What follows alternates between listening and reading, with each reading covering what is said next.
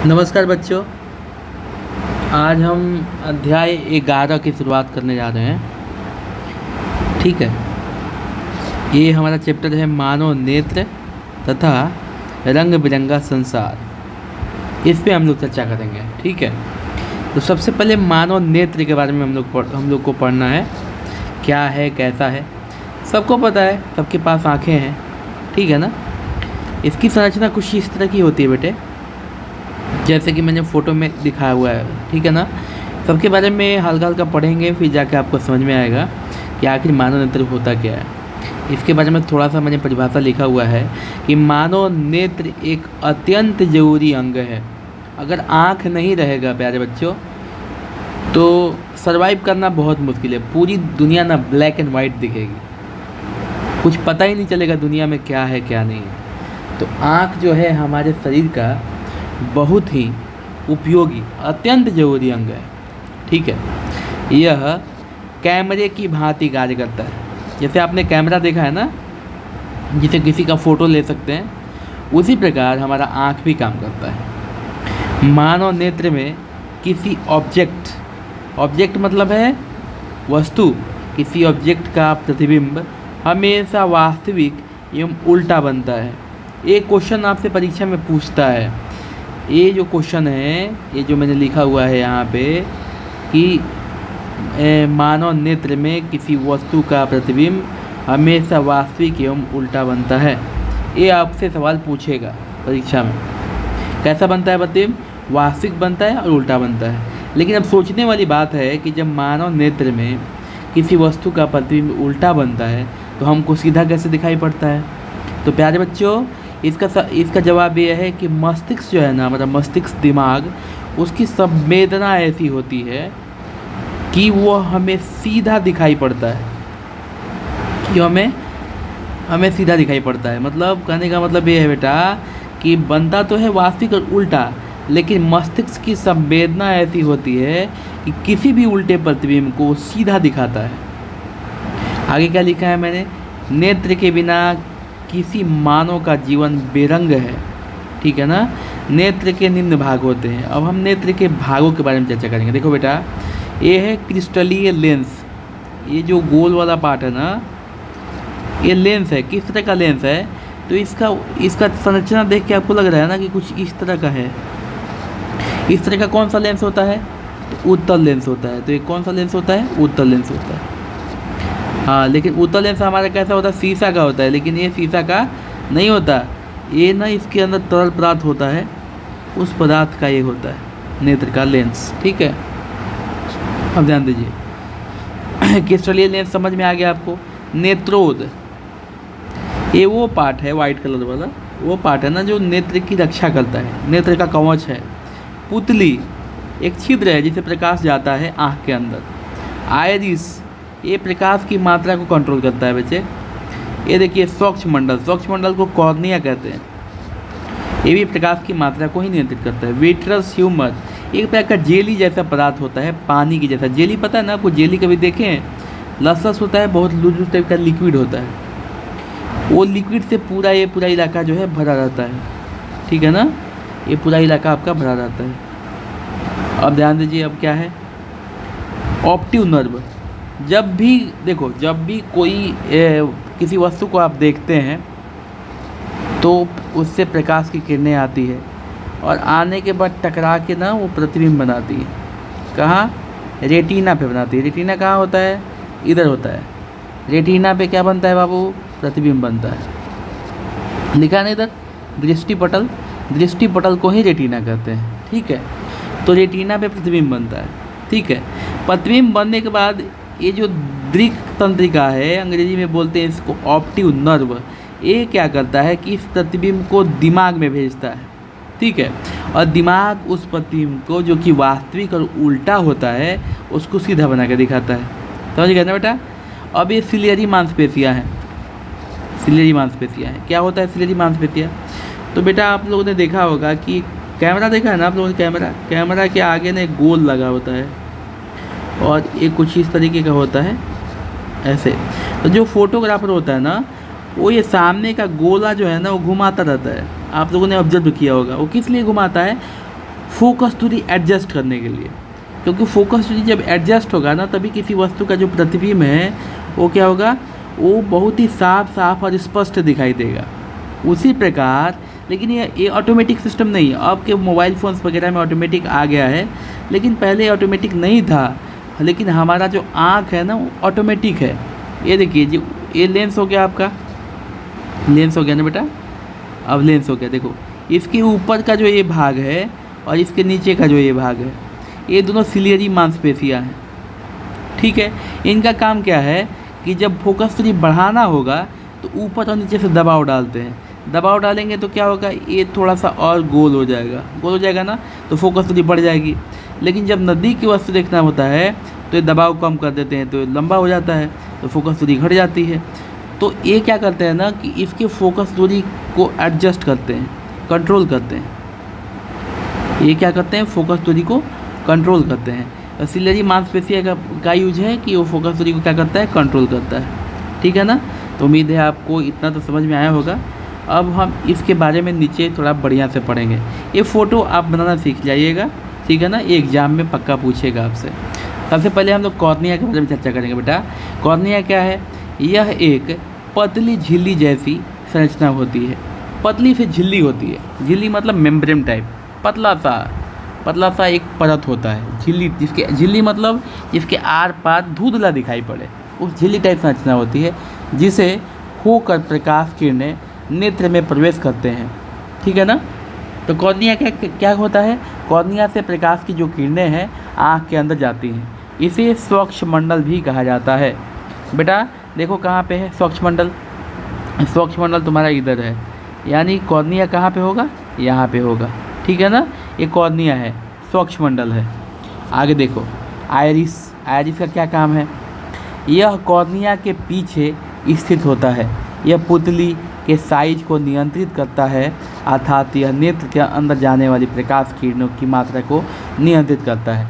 मतलब ये कॉर्निया जो है, ये जो है कॉर्निया के पीछे स्थित होता है। आइरिस जो है कॉर्निया के पीछे ये होता है। देखो ये इधर है, परितारिका जो लिखा है ना बेटा, जो परितारिका लिखा हुआ है, ये देखो परितारिका लिखा है ना, यही आइरिस है। ये क्या करता है कि जो पुतली है ना, पुतली को कंट्रोल करता है। आपने ऑब्जर्व किया होगा बेटा कि जब आप धूप में होते हो और धूप में से अचानक अंधेरे कमरे में चले जाते हो तो आपको कुछ दिखाई नहीं पड़ता है, क्योंकि जब हम धूप में रहते हैं तो हमारी जो पुतली है ना, आँख की पुतली आइरिस, वो आइरिस उसको क्या करता है, सिकुड़ा देता है बहुत ज़्यादा, क्योंकि बहुत ज़्यादा लाइट जाने लगता है आँख के अंदर, तो कंट्रोल करता है, तो उसको सिकुड़ा देता है। जब आँख की पुतली सिकुड़ जाती है, कौन सिकुड़ाता है, आइरिस। आँख की पुतली सिकुड़ जाती है, हमें बाहर तो दिखाई पड़ता है, लेकिन जैसे ही हम अंदर आते हैं, वहाँ पे अंधेरे कमरे में आते हैं, वहाँ प्रकाश बिल्कुल नहीं होता, तो हमारी जो आँख की पुतली है वो तो सिकुड़ी हुई रहती है। लेकिन जैसे ही अंधेरे कमरे में अचानक से जाने पे हमें दिखाई नहीं देता, कुछ देर के बाद हमें दिखाई देने लगता है, क्योंकि जो सिकुड़ी हुई पुतली है वो धीरे धीरे फैलती है, क्योंकि वहाँ पे प्रकाश नहीं होता, तो प्रकाश को ऑब्जर्व करने के लिए वो फैलती है, फिर हमें अंधेरे कमरे में दिखाई पड़ने लगता है। तो आपसे पूछता है कि अचानक अंधेरे कमरे में जाने पर हमें दिखाई क्यों नहीं पड़ता, उसका कारण यही है कि पुतली जो है बहुत ज़्यादा सिकुड़ जाती है। सिकुड़ इसलिए जाती है क्योंकि प्रकाश की मात्रा ज़्यादा होता है, अंधेरे कमरे में प्रकाश की मात्रा बहुत कम होता है, तो वहाँ पे पुतली जो है फैलती है, लेकिन फैलने में टाइम लगता है, उसी दौरान हमें दिखाई नहीं पड़ता है बेटे। अब देखिए नेत्रिका है, नेत्रिका या नेत्र लेंस भी कहते हैं इसको नेत्रिका या फिर नेत्र लेंस भी कहते हैं, ठीक है ना। ये क्या है, यह एक लचीली एवं मुलायम पदार्थ से बना लेंस होता है, ठीक है ना, जिसकी प्रकृति मैंने ऊपर ही बताया है कि उत्तल लेंस की जैसी होती है। इसकी प्रकृति कैसी होती है, उत्तल लेंस होती है। यह किसी वस्तु का वास्तविक तथा उल्टा प्रतिबिंब बनाता है, ठीक है ना। जैसे कि फ़ोटो को देखने से ही लग रहा है बेटे कि कैसा लेंस, किस तरह का लेंस है, आकार इसका उत्तल लेंस की तरह इसका आकार है, इसलिए ये कैसा लेंस है, उत्तल लेंस है, ठीक है। अब देखिए 4 नंबर पे है सिलियरी मांसपेशियाँ, ठीक है। क्या लिखा है मैंने, यह नेत्र लेंस की फोकस दूरी को नियंत्रित करती है, ठीक है, तथा नेत्र की समंजन क्षमता बनाए रखता है। समंजन क्षमता के बारे में मैं आपको नीचे बताऊंगा। होता क्या है बेटा कि जो फोकस दूरी का है ना, ये फोकस दूरी का जो नेत्र की फोकस दूरी जो कंट्रोल कर रहा है ना, ये ऊपर से दबाव डाल के, ऊपर और नीचे से दबाव डाल के सिलेरी मांसपेशियाँ कंट्रोल कर रही है। और नेत्र लेंस की यही क्षमता जो है समंजन क्षमता कहलाता है, ठीक है ना। ऊपर से दबाव डाल के, ऊपर से नीचे से दबाव डालेंगे ना, तो ये क्या होगा, थोड़ा सा गोल होगा, गोल होगा तो फोकस दूरी बढ़ जाएगी, और जब दबाव कम करेंगे तो फिर से वैसे रूप में आ जाएगा या पतला हो जाएगा तो फोकस दूरी घट जाएगी। इससे क्या होता है बेटे कि ये जो समंजन क्षमता ना बरकरार रहता है, और नेत्र जो है अपना फोकस दूरी, जैसे मैंने बताया ना कि कैमरा वाला घुमा के अपना फोकस दूरी एडजस्ट करता है, लेकिन हमारा जो सिलेरी मांसपेशियाँ है वो ऑटोमेटिकली हमारा फोकस दूरी एडजस्ट कर लेता है। तो सिलेरी मांसपेशियाँ आपको समझ में आ गया होगा। अब देखिए कचाव द्रव, ये एक ऐसी जेली जैसा पदार्थ होता है, यह पूरे नेत्र गोलक में भरा होता है, यह नेत्र गोलक के आकार को देता है। कौन सा बेटा, तो ये देखो पीछे का जो पूरा ब्लू कलर का है ना, ये सब कछाव द्रव है, ठीक है, जो नेत्र एक गोला का आकार दे रहा है उसको, ठीक है ना। अब देखिए आगे हम पढ़ेंगे रेटिना के बारे में बेटा, रेटिना के बारे में पढ़ेंगे। जैसे मैंने बताया ना, जिस रेटिना क्या एक पर्दा है जिस पे किसी वस्तु का प्रतिबिंब हमारी आँख में बनता है। कैसा बनता है, वास्तविक और उल्टा बनता है। क्या लिखा है मैंने, ये एक प्रकार का पर्दा होता है बेटा, ठीक है ना, जिस पर प्रतिबिंब बनता है। इसे दृष्टि पटल भी कहा जाता है, ठीक है ना। मतलब मनुष्य के आँख में वह जगह, वह स्थान या वह पटल जिस पे मनुष्य के मानव नेत्र में प्रतिबिंब बनता है, दृष्टि पटल या रेटिना कहते हैं, ठीक है ना। जहाँ पे किसी वस्तु का प्रतिबिंब बनता है हमारी आँख पे, उसे दृष्टि पटल या रेटिना कहा जाता है। आगे देखिए बेटे, दृक् तंत्रिका, मैंने बताया ना दृक् तंत्रिका क्या करता है। इसमें देखिए मैंने लिखा है, यह रेटिना पर बनने वाले प्रतिबिंब के संवेदनाओं के द्वारा संवेदनाओं के द्वारा मस्तिष्क तक पहुँच, संवेदनाओं को द्वारा नहीं होगा, संवेदनाओं को मस्तिष्क तक पहुँचाता है। मैंने बताया ना, मैंने अभी थोड़ी देर पहले आपको बताया था। देखिए ये यहाँ पे प्रतिबिंब बन गया, ठीक है ना। प्रतिबिंब बनने के बाद ये दृक् तंत्रिका क्या करेगा कि इस प्रतिबिंब को दिमाग तक ले जाएगा, और दिमाग इसका जो है ना, इसका जो हमें एहसास कराएगा कि किसी वस्तु का प्रतिबिंब कैसा है। और वो क्या करेगा, मस्तिष्क की संवेदना ऐसी होती है कि वो किसी भी वस्तु का उल्टा प्रतिबिंब जो है वो हमें सीधा दिखाई पड़ता है, लेकिन बनता कैसा है, वास्तविक और उल्टा बनता है। हम देखिए आगे पुतली है, पुतली के बारे में जानते हैं। यह एक प्रकार का छिद्र होता है, मैंने बताया ना एक छेद होता है जिससे प्रकाश की किरणें अंदर जाती है, जो आयरिस के केंद्र में होता है। कहाँ होता है पुतली, आयरिस के केंद्र में, क्योंकि आयरिस ही इसको कंट्रोल करता है, और यह नेत्र लेंस में जाकर खुलता है। मतलब एक पुतली जो है आयरिस के केंद्र में होता है छिद्र के रूप में, और इसका दूसरा सिरा कहाँ खुलता है, नेत्र लेंस में खुलता है। प्रकाश की मात्रा को नियंत्रित करता है। ये क्या करता है, प्रकाश की मात्रा को नियंत्रित करता है। सबसे आखिरी में है कंजंक्टिवा। सबसे आखिरी में क्या है बेटा, कंजंक्टिवा, ठीक है ना। सबसे आखिरी में आपको पड़ेगा कंजंक्टिवा, ये आपका नेत्रोद है, ठीक है ना बेटा। इसको थोड़ा आपका प्रोनाउंसिएशन में मैं भी थोड़ा सा वो हो गया, तो इसको आप ऐसे याद कीजिए, कंजंक्टिवा। इसको हिंदी में नेत्रोद बोलते हैं बेटा। नेत्रोद क्या होता है, ये एक रक्षा है कि हमारी आँख तो बहुत कोमल है, बहुत ही सेंसिटिव है, मुलायम है, तो ये क्या करता है कि नेत्र के सफ़ेद भाग को एस्क्लेरा कहते हैं। इसको याद रखिएगा, नेत्र के सफ़ेद भाग को क्या बोलते हैं बेटा, एस्क्लेरा, SCLERA, एस्क्लेरा। और इसके कवरिंग को कंजक्टिवा कहते हैं, ठीक है ना। जो उसको कवर करता है वाइट वाले को, पपनी को ही कंजक्टिवा कहते हैं। यह नेत्र को बाहरी तत्वों एवं आघातों से रक्षा करता है, इसलिए इसे नेत्र का रक्षा कवच कहते हैं। यह नेत्र को चिकनाहट देता है। हमारे नेत्र को चिकनाहट की आवश्यकता होती है जिससे वो सूखे ना और अच्छे से हम किसी वस्तु को देख पाएँ। तो इस कौन देता है, नेत्रोद। नेत्रोद मतलब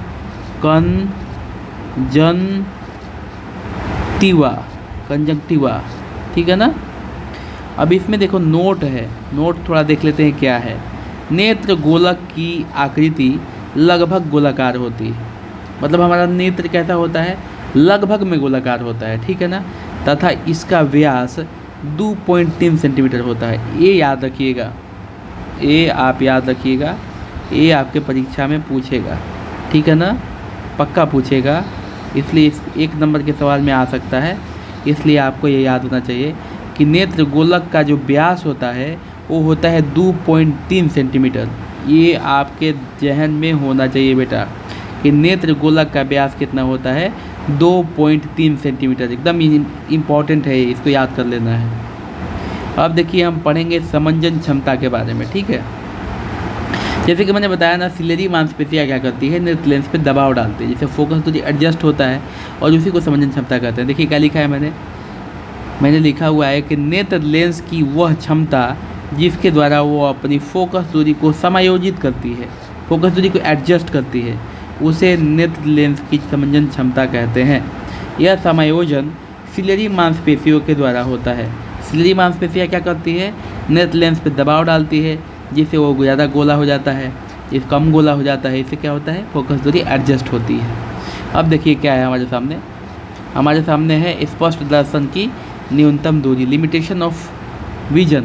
वह न्यूनतम दूरी जिसे हमारा नेत्र स्पष्ट देख पाता है, उस दूरी को स्पष्ट दर्शन की न्यूनतम दूरी कहते हैं। स्पष्ट दर्शन की न्यूनतम दूरी 25 सेंटीमीटर होती है। कितना होती है बेटा, 25 सेंटीमीटर। ये भी सवाल आपके एग्ज़ाम में पूछना है, ये आपसे पूछेगा।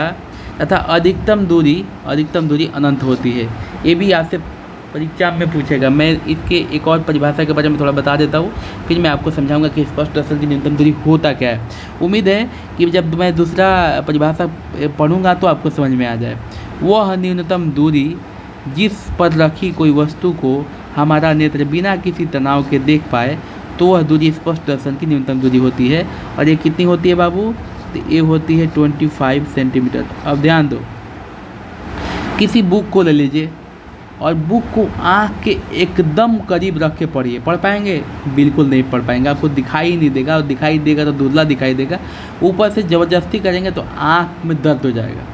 लेकिन जैसे जैसे आप दूरी बढ़ाएंगे थोड़ा थोड़ा दिखना शुरू होगा, और एक ऐसा डिस्टेंस होगा आपके आँख और उस बुक में कि आपको वो बुक स्पष्ट दिखाई देने लगेगा। तो वह न्यूनतम दूरी जो है जिस पे हम किसी वस्तु का प्रतिबिंब हमारे आँखों पे स्पष्ट बन पाता है, वो है 25 सेंटीमीटर, और इसी को बोलते हैं स्पष्ट दर्शन की न्यूनतम दूरी।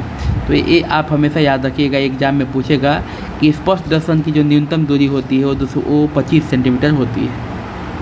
दूरबिंदु क्या है बेटा, दूरबिंदु क्या है? और दूरबिंदु वह दूरतम बिंदु जहाँ तक कोई नेत्र स्पष्ट देख पाता है, दूरबिंदु कहलाता है। एक स्वस्थ नेत्र के लिए दूरबिंदु क्या होगा, अनंत होगा, मतलब कोई निश्चित नहीं रहेगा स्वस्थ नेत्र के लिए। अब देखिए मोतियाबिंद एक बीमारी है बेटा। पहले ये बीमारी बहुत देखने को मिलता था, आज भी देखने को मिलता है, लेकिन इसकी मात्रा थोड़ा कम हो गया है। अंग्रेजी में बोलते हैं कैटरैक्ट, अंग्रेजी में इसको क्या बोलते हैं, कैटरैक्ट। इसमें मैंने परिभाषा में लिखा है, पहले परिभाषा पढ़ लेते हैं फिर मैं आपको समझाऊंगा। ऐसा देखा गया है कि ज़्यादा उम्र बढ़ने पर कुछ व्यक्तियों में नेत्र लेंस पर एक धुंधली परत बन जाती है, और इसी स्थिति को मोतियाबिंद कहा जाता है। जब एज ज़्यादा हो जाता है बाबू, बहुत ज़्यादा एज हो जाने पर, उम्र बढ़ जाने के पर क्या होता है कि जो नेत्र लेंस है ना, उस पर एक धुंधला सा सफ़ेद कलर की पट्टी परत जम जाता है। तो सफ़ेद कलर का परत जम जाने की जो कंडीशन है उसी को क्या बोलते हैं, मोतियाबिंद कहते हैं बेटा।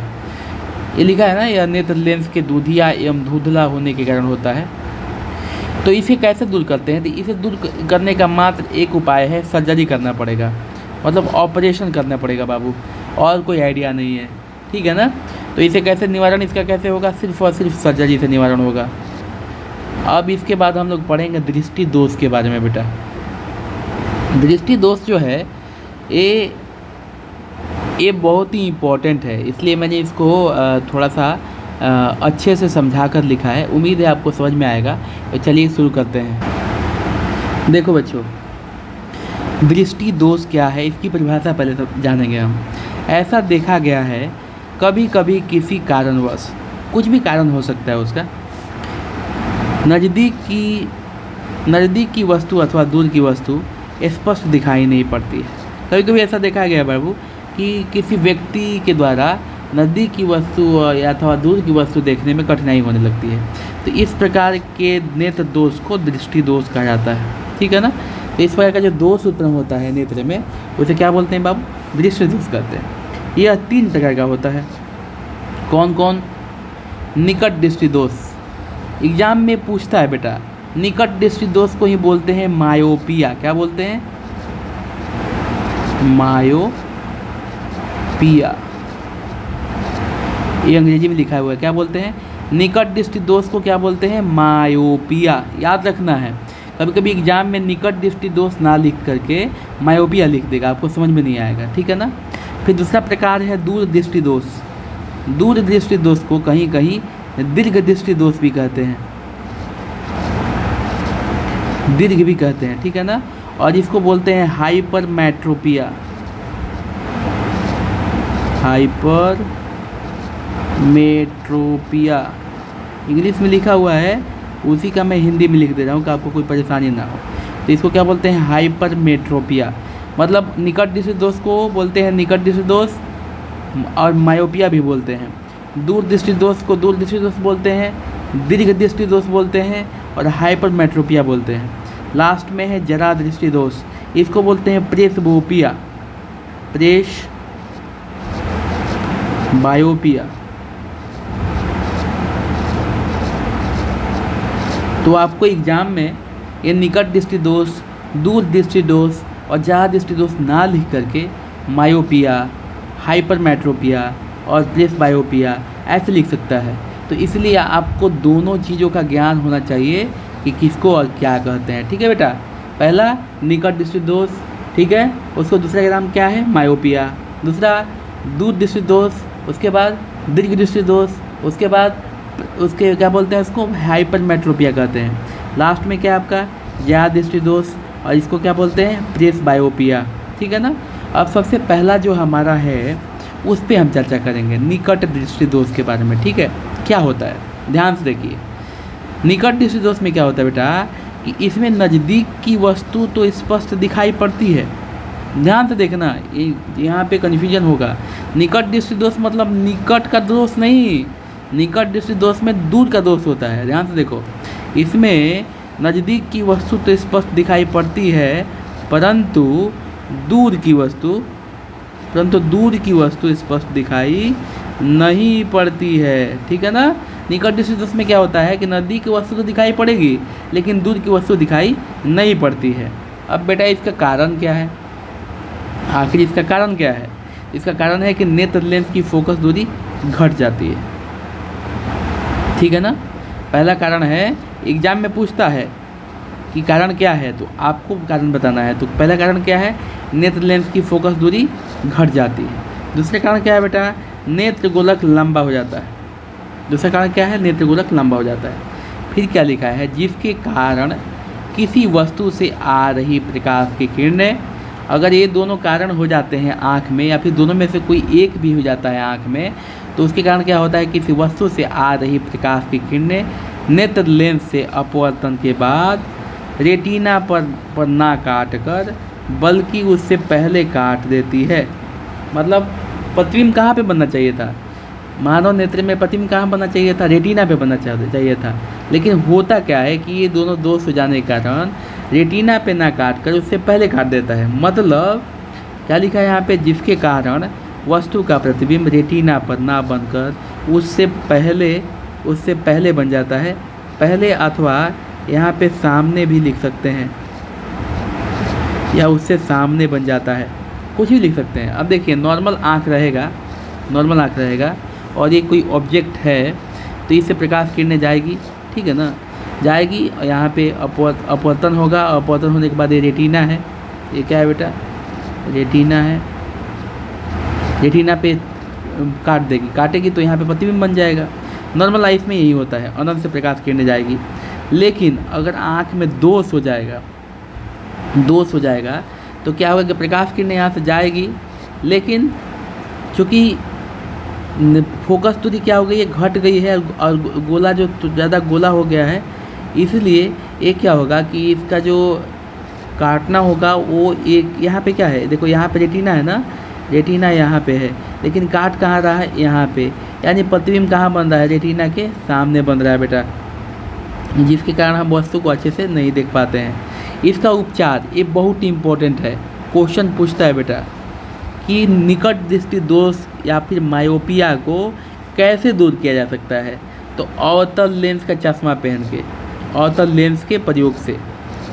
आपको एग्जाम में पूछ सकता है कि निकट दृष्टि दोष कैसे दूर की जा सकती है, तो अवतल लेंस के प्रयोग से।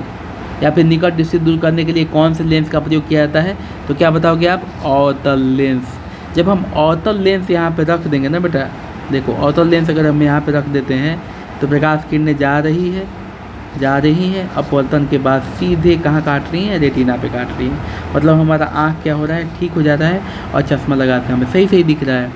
तो एग्जाम में अगर पूछता है कि निकट दृष्टि दोष को कैसे दूर किया जा सकता है, कौन से लेंस के प्रयोग से दूर किया जा सकता है, तो आप क्या बताएंगे, अवतल लेंस। ठीक है ना। अब दूसरा हमारा है दूर दृष्टि दोष। इसको क्या बोलते हैं बेटा, हाइपरमेट्रोपिया।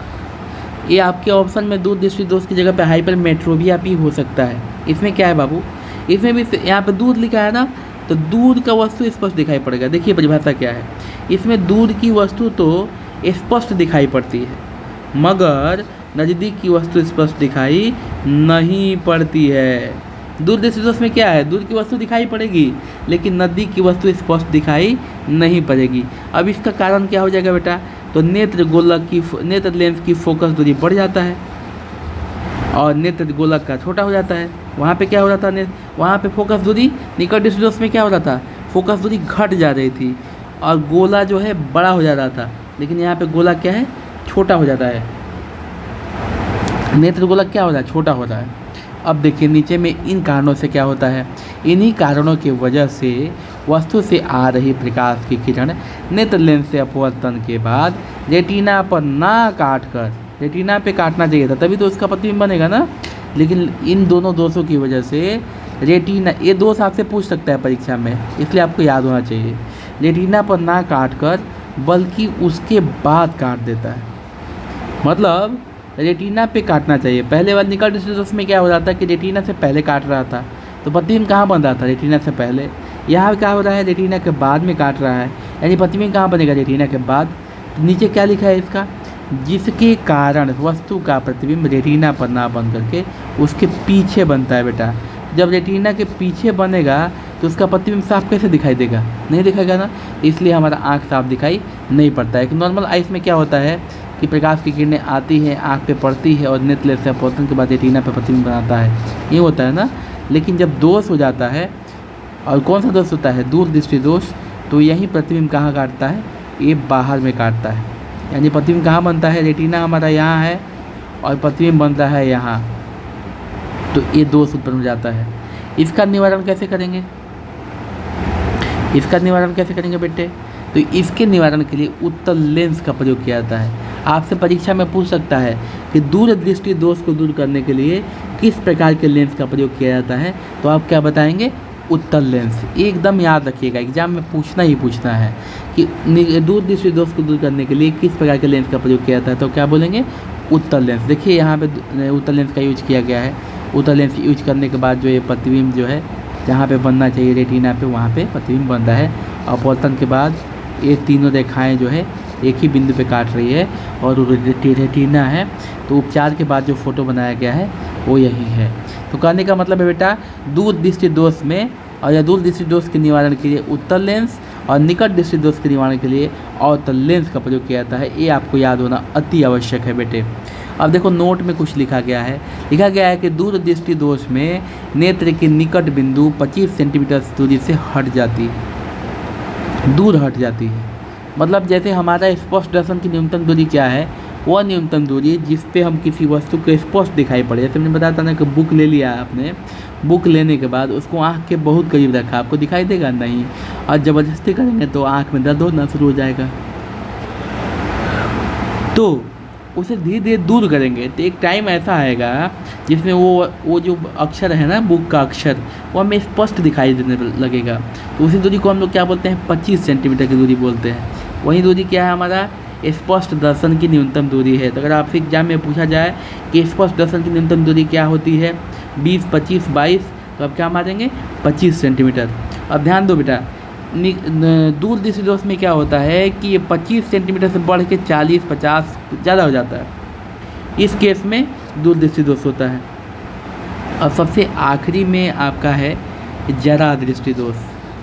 बेटा इसको बोलते हैं प्रेस बायोपिया, ठीक है ना। कहीं कहीं इसको जरा दृष्टिदोष ना लिख करके प्रेस बायोपिया भी लिख सकता है, तो घबराने की बात नहीं है।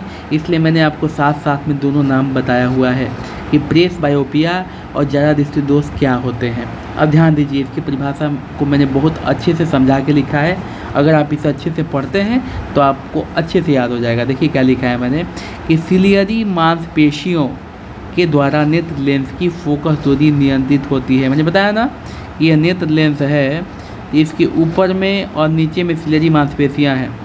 इसमें दबाव दे के इसकी वक्रता को घटा बढ़ा करके ये क्या करती हैं, इसके फोकस दूरी को एडजस्ट करते हैं लोग, ठीक है ना। नेत्र लेंस के द्वारा फोकस दूरी समायोजित करने की क्षमता को समंजन क्षमता कहते हैं, और इसी क्षमता को क्या बोलते हैं, समंजन क्षमता कहते हैं। लेकिन अब आगे देखिए क्या लिखा है, उम्र बढ़ने के साथ साथ जैसे जैसे हमारा उम्र बढ़ता है सिलियरी मांसपेशियों का लचीलापन कम हो जाता है। जैसे जैसे हमारा उम्र बढ़ेगा, बुढ़ापा आएगा, तो जो ये सिलियरी मांसपेशियाँ थी ना नेत्र लेंस के ऊपर और नीचे, इनका लचीलापन कम हो जाता है, जिससे नेत्र लेंस की समंजन क्षमता घट जाती है एवं इन्हीं वजहों से नेत्र लेंस में उत्पन्न दोष को जरा दृष्टिदोष कहते हैं। मतलब वो काम करता है लेकिन किसी वस्तु को फोकस करने में, सपोज अभी इसका लचीलापन कम हो गया तो ये जो है फोकस को एडजस्ट करने में ना धीरे धीरे टाइम लगेगा। मतलब किसी वस्तु को, अगर किसी बूढ़ा आदमी को कोई वस्तु देखना है और साफ साफ देखना है तो उसे कुछ देर वेट करना पड़ेगा कि समंजन क्षमता एडजस्ट हो जाए, कैमरा उसका एडजस्ट हो जाए, आँख एडजस्ट हो जाए, तब जाके वो किसी वस्तु को साफ साफ दिखाई देगा। मतलब उतना स्पीडली काम नहीं करता है, धीमा हो जाता है। तो इस प्रकार के दोष को जरा दृष्टिदोष बोलते हैं और अंग्रेजी में बोलते हैं प्रेस बायोपिया। इसको याद रखना है बच्चे, पक्का एग्जाम में पूछेगा। इसका उपचार क्या है बच्चा, तो इसका उपचार है बाईफोकल लेंस। बाईफोकल लेंस का प्रयोग किया जाता है। कोई आपसे पूछेगा जरा दृष्टिदोष अथवा प्रेस बायोपिया दूर करने के लिए कौन से लेंस का प्रयोग किया जाता है, तो क्या बोलेंगे बाईफोकल लेंस। अगर हिंदी में बोलोगे इसको, हिंदी में इसको बोलते हैं द्विफोकसी। क्या बोलते हैं,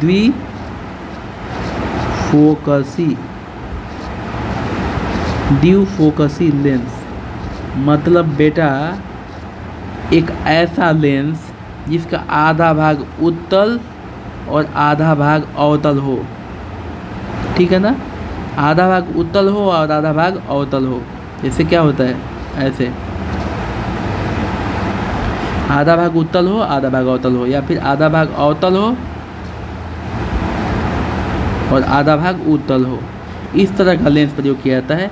इसे बाईफोकल लेंस कहते हैं। क्या बोलते हैं, बाईफोकल। इसे बाईफोकल लेंस कहते हैं। तीनों लेंस आपको याद करना है, ठीक है ना। मायोपिया के लिए,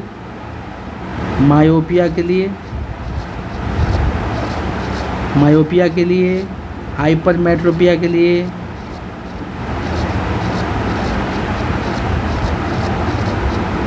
और प्रेस बायोपिया के लिए।